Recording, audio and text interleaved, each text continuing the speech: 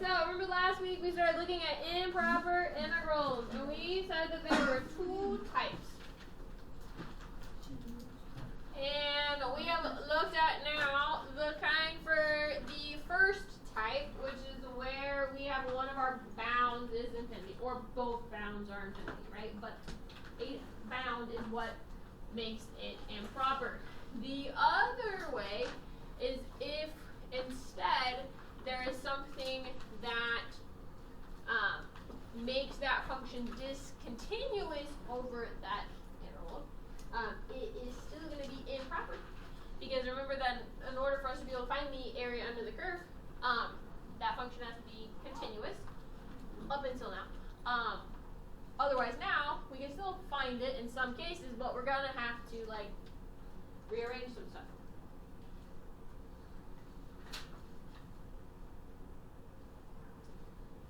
So if we were just given this problem in the past, would we have been able to evaluate it? What's the issue? Yeah, so I have the natural log of x, yeah, and there is an infinite asymptote for the natural log of x as x gets closer and closer to 0 from the right-hand side. Agreed?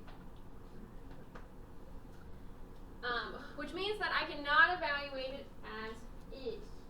So again, we're still going to treat these problems very similarly to how we treated it when we had bounds, right? I need to make an integral problem, and I need to make a limit problem. We'll do the integral problem first, and then we'll evaluate our limit. The only difference is how we write out that limit statement this time. So instead of it being the limit as a goes to infinity, it's going to be whichever one of the bounds is the issue. Okay, so in this case it's 0. So I'm going to go the limit as a goes to 0 of the integral from a to 1 of the natural log of x dx.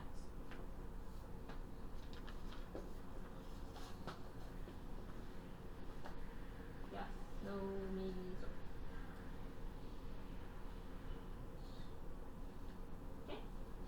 So then again, we want to treat this basically as two separate problems. We're going to come over to the side and do our integral work first. So I have the integral from a to 1 of the natural log of x dx. Does that look familiar? Why? We did just learn it. When we did what? Integration by parts. Right? Because before now we had that the integral of 1 over x equaled natural log of x. Okay? But we didn't know what the integral of the natural log of x. So there are two ways that you can approach this problem. One, we can do integration by parts, which isn't bad because you probably need to practice anyway. Or if you by chance had that integral equation memorized, then you could just do that. But we're going to go ahead and practice our integration by parts because remember you have a quiz on Friday that will be over integration by parts. So it's not bad practice for us anyway. So what is my u going to be for my integration by parts here? Natural log of x. Which means that my du is what? 1 over x dx. Which means that what do I have left to be my dv? Yes. So going backwards, what would be b?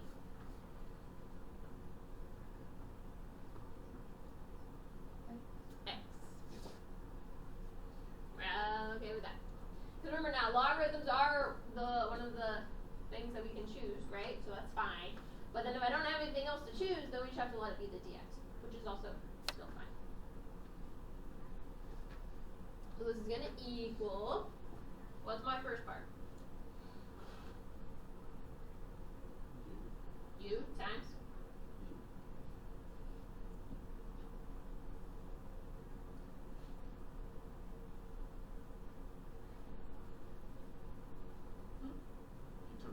yeah, so what do we get? X natural log of x. There you go. Sorry, that's what I was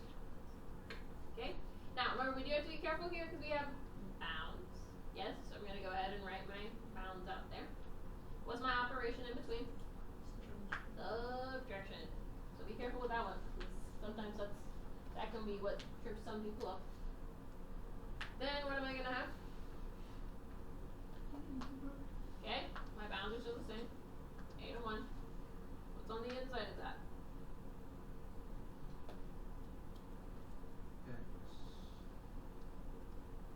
X over X dx. Yeah, so times 1 over x dx. What is that gonna become? 1. 1, right? Are we Just, allowed or to just simplify dx. that? Are we allowed to simplify that? Yeah, it's just multiplication. So yes, we want to. Which is nice because then what's the antiderivative of just dx? X. So my antiderivative of the natural log of x is x natural log of x minus x. So if you just remember that formula, you can use it. Or remember, we can always do integration by parts, and we can get it pretty easily.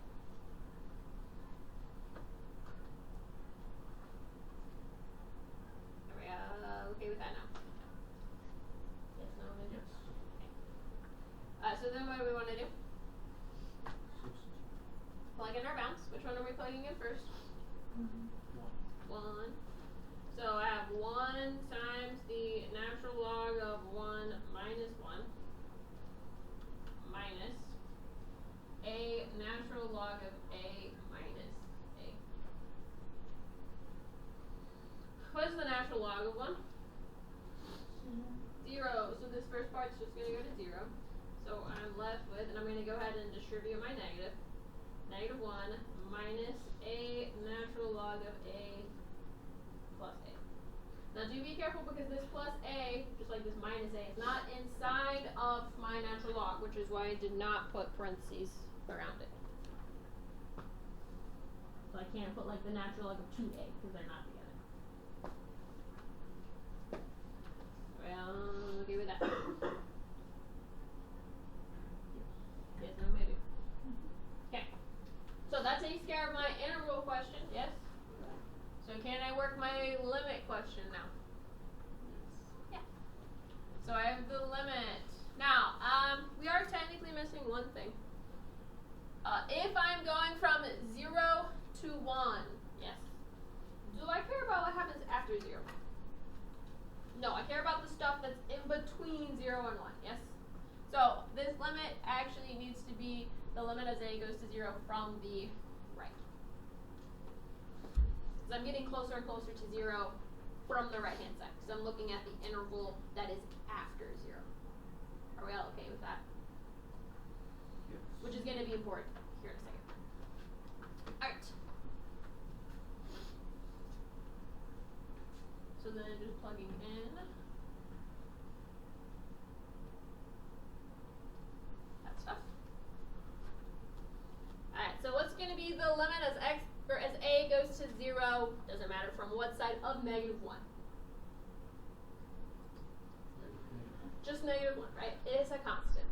And then there at the end, remember this plus a is not inside of my natural log, so what is the limit as a goes to 0 of a? 0. Okay. So are we all okay with that? For the most part, I really only have to figure out, this is a minus, so I'll go ahead and put that there. A goes to 0 from the right of a natural log of a. Yes, no, maybe? Cool. If we were, what do we always want to try first with our limits? Direct substitution. So plugging it in for a is fine. A 0 is the natural log of 0.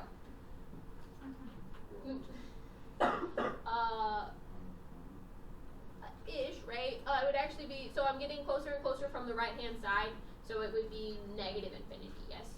So I get 0 times negative infinity. What's that going to be? Is it, I don't know because it's a indeterminate form, yes? Is it an indeterminate form that we can use L'Hopital's on right now? No. Can we rewrite it to where I could use L'Hopital's rule? Yeah. What do we need it to be in order to be able to apply L'Hopital's? A fraction. Over, like, so I need it to be over stuff. Yes. The natural log is not going to be super easy to rewrite. So we're not going to rewrite that part.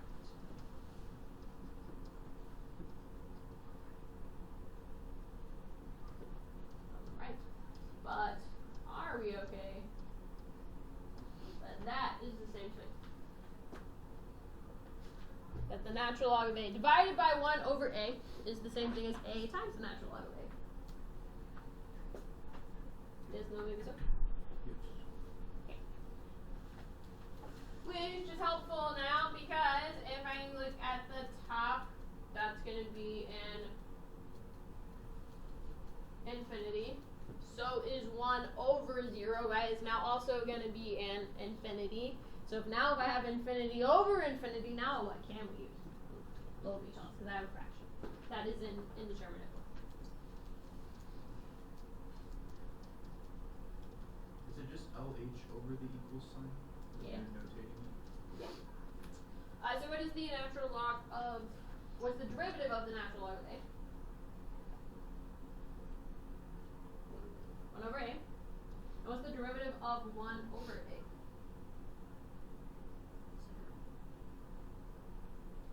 Because it's technically a to the negative first, right? Is it like a to the negative 2? Correct. Which would also be 1 over Wait, negative? a squared, but yes, it'll be negative, right? Because I would bring down my negative 1. Yes. And then I would have negative 2 as my exponent, which is also 1 over a squared. So are we okay if I go ahead and factor that negative out and I should turn that to a plus so I don't have to deal with the negatives? Yeah? You all good with that? Okay. Now, what might I do to simplify that?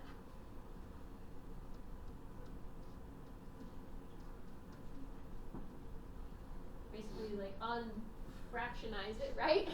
We made it into a complex fraction to be able to take the derivatives. Well, now let's make it not a complex fraction. So I would have 1 over a times, well, if I flip that, what do we get? A squared. A squared. So overall, 1 over a times a squared gives us just a. So I end up with negative 1 plus the limit as a goes to 0 from the right of just a. What is the limit as a goes to 0 of a? 0. So what are we left with?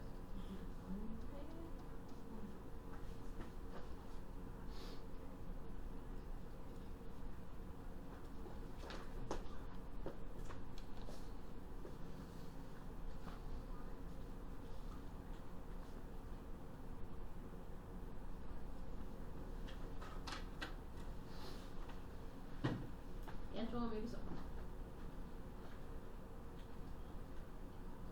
What questions do we have there?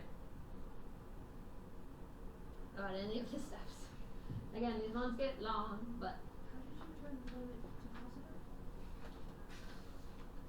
on this step? Yes. Okay. So when I'm taking the derivative of 1 over a, this is technically a to the negative first. Yeah. So when I take the derivative, I bring down my negative 1, and then I subtract 1 from negative 1, which is what gives me negative 2. I just pulled out, instead of putting the negative here, I just pulled it out and wrote a positive. Just so that you had less negatives. Other questions? Do we want to look at one that doesn't require parts? Yes. Alright. What's we got here? Fraction. Okay. What should we maybe be on the lookout for when we have a fraction?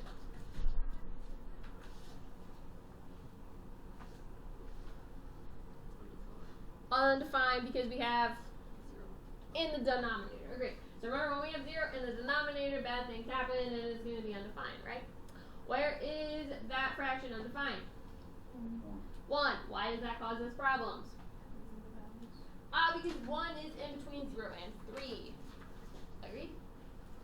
Yes, no, maybe? Alright. So, because that bound, that 1, is in between my two bounds, we are actually going to have to split this. So I'm going to go from 0 to 1 of dx over x minus 1 plus 1 to 3 of dx over x minus 1. Alright, I'm okay with this. Kind of like we did when we had the infinities at both bounds, because that bad number is in the middle, I gotta break it apart. Because again, we're gonna have two limit problems. My first one is going to be as b goes to 1 of the interval of 0 to b of dx over x is 1 plus the limit as a goes to 1. And I am going to, let's see, so if if 1 is my top bound, we are approaching it from the left. If it's my bottom bound, I'm approaching it from the right. Are we okay with that? Which won't always matter, but a lot of times it will. Because usually we're dealing with asymptotes here, and so usually those asymptotes are going to be important whether I'm from the left-hand side or the right-hand side. Of the integral from a to 3 of dx over x minus 1.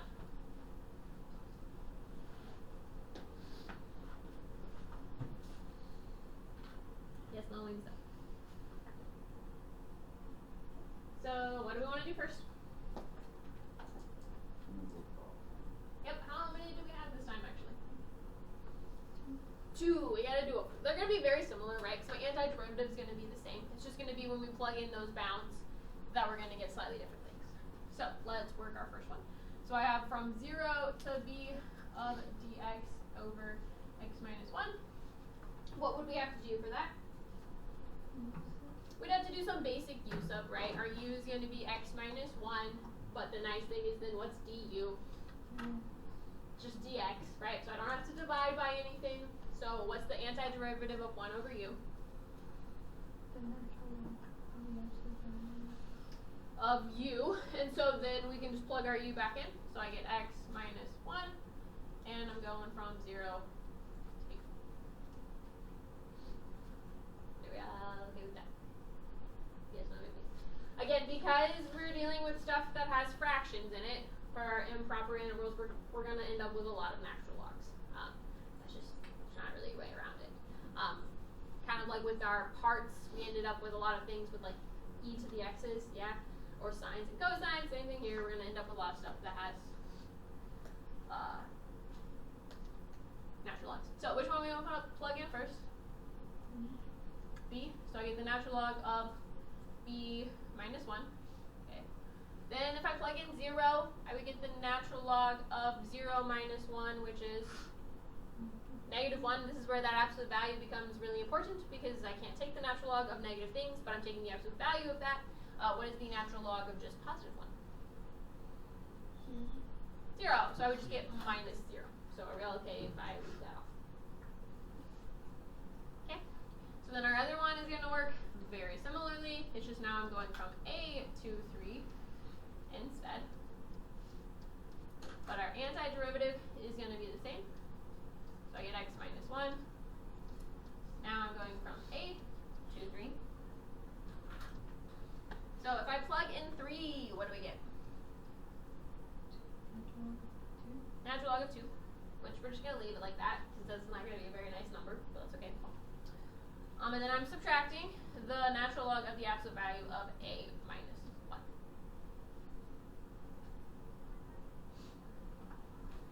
Yes, no, any? Okay.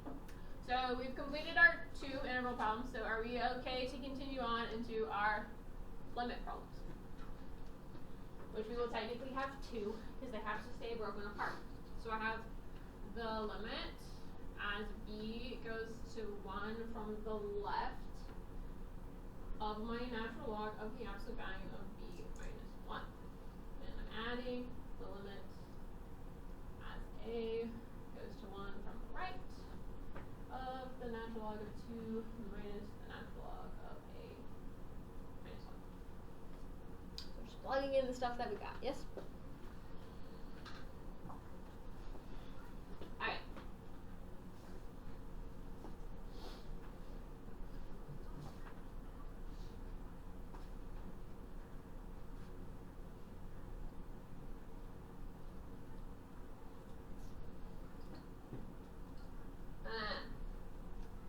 It's actually a little bit easier if we go ahead and start from the right, because we usually have a little bit more information about that.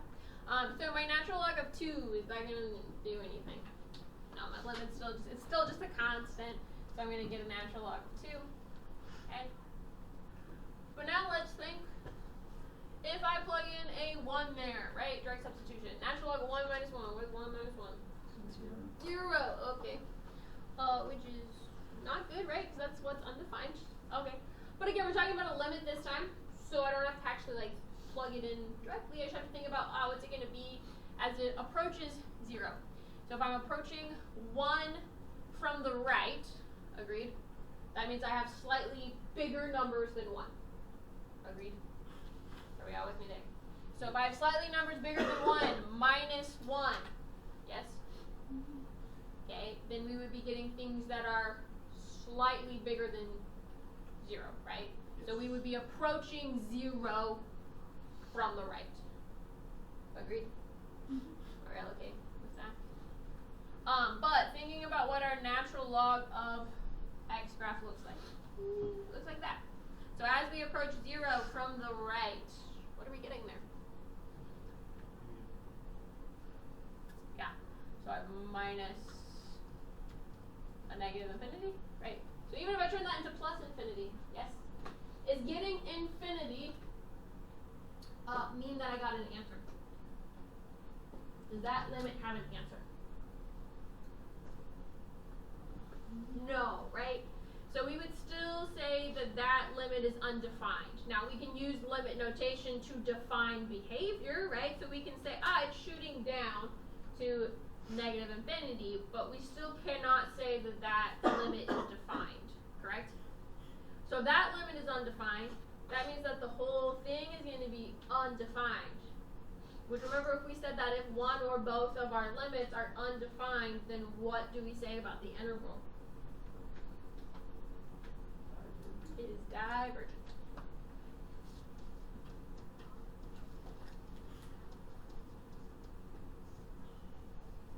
So that's our answer.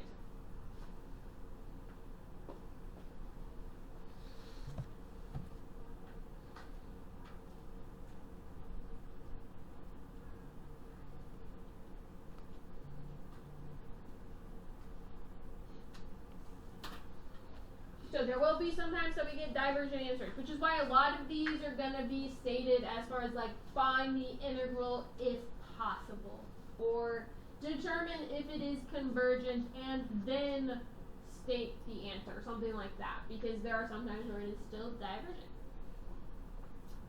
Questions on that? Are we ready to see more of an AP-ish question? Yeah. We got a few minutes left. Alright. It's actually not as bad. I think this was actually a little bit easier than some of the other ones. You just have to like be able to critically think through it some. So it says let f be the function satisfying f, that's a prime there, so it's the derivative of f, equals 4x minus 2x times f of x for all real numbers x. A lot of x's there. With f of 0 equals 5, and the limit as x goes to infinity of f of x equals 2.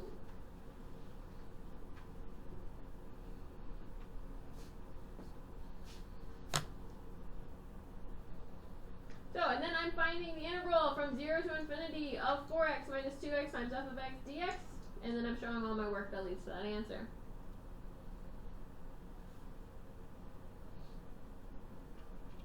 What type of integral is that?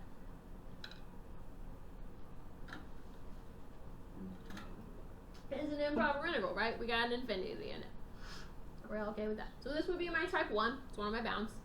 I would say with our like FRQs type stuff, usually if it's going to be given to you like in function notation, something like that, that's usually going to be your type 1 where one of your bounds is infinity. If you're given a graph or something, or just given an actual function, that's where you'll see more of your type 2s. But like function notation is kind of hard to pull off a type 2 because you don't necessarily have enough information to know where it's undefined. Does that kind of make sense? Alright, so what do we need to do first with that integral?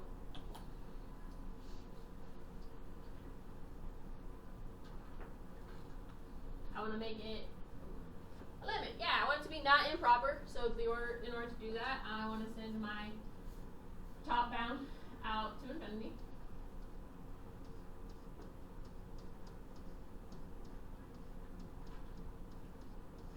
And before we start doing some crazy stuff with the inside for our integral stuff, okay? Do we know anything about 4x minus 2x f of x? Oh, that equals f prime of x. Okay.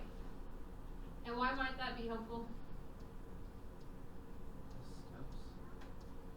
Less steps? Yeah, well, what's helpful is like, what is the antiderivative of a derivative? The original function, right? Versus like if you had tried to do some weird u stub or like parts or something like that, you would have gone down a weird rabbit hole. So again, this is nice because I have a limit as b goes to infinity. This is just going to be f of x from 0 to b. Yes, no, maybe? Yeah. Okay. And you could have done all of these separate again, but because there's not a ton of steps this time, that's why I just wrote it all out in one. The limit as b goes to infinity. Plugging in my top one first. So f of b minus f of 0. Do we happen to have information about those two things? Yeah, what's the limit as b, right? Which is the same, it's just a variable. So I could also use an x there. As x or b goes to infinity of f of x. Is 2. And then what? Again, if I can directly substitute, yes. And I know that I could have taken my derivative, right, which means it's differentiable. Then I also know that my f of x is going to have to equal my limit as x goes to that value. Agreed? So my limit as this of f of 0 is just going to be 5. So we get what overall? Negative 4. That's our answer. So like I said, much nicer at the end of the day when we have things that are in function notation or table stuff, because they have to give us quite a bit of information in order to be able to do it, and so we end up being able to like plug stuff in places.